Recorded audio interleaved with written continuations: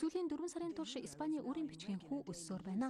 Хуучин эд зүйлсийн зах зээл дэх хүү нь 6.1% хүрсэн нь өнгөрсөн 12 дугаар сард сөрөг хүчнийхэн засгийн эрхэм гарснаас хойш өнөө хүртэл ажиглагдсан хамгийн өндөр хүү юм. Испани засгийн газар өнөөдрөөс өрийн бичгийн худалдаанд гаргана.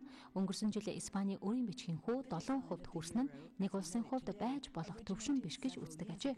Учир нь Европын хамгийн хүчрэг улсын нэг холбооны бүгд найрамдах Герман улсын өрийн бичгийн хүү 173% хүүтэй байна.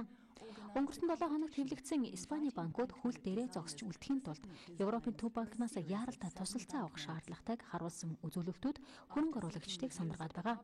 Өнгөрсөн баасан гарагт Испани төв банк 3 дугаар сард банкудад олгосон нийт зээл 228 тэрбум еврод хүрснийг мэдээлсэн. Харин 2 дугаар сард 152 тэрбум еврогийн зээл олгож байжээ. Ийхүү зээлийн хэмжээ нэмэгдсэн нь Европын төв банк 3 жилийн хугацаатай яаралтай тусламжийн багцынхаа 2 дахь үе шатыг олгож эхэлсэнтэй холбоотой. Өнгөрсөн 12 дугаар сараас эхлэн банкудад 1 тэрбум еврогийн зээл олгох болсон Европын төв банк гишүүн орнуудынхаа төв банкар дамжуулан зээл олгож байгаа. Төлөвлөгөө ёсоор төв банкуд зээлийг арилжааны банкудад олгох нь арилжааны банкуд нь өөрийн улсын өрийн бичгийг худалдан авч өрийн хүүг бууруулах ёстой.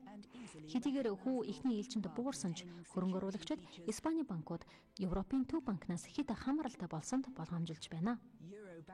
Хэдийгээр хүү ихний ээлжинд буурсан ч Испани банкуд Европын төв банкнаас хэд хамааралтай болсонд хөрөнгө оруулагчид болгоомжилж байна.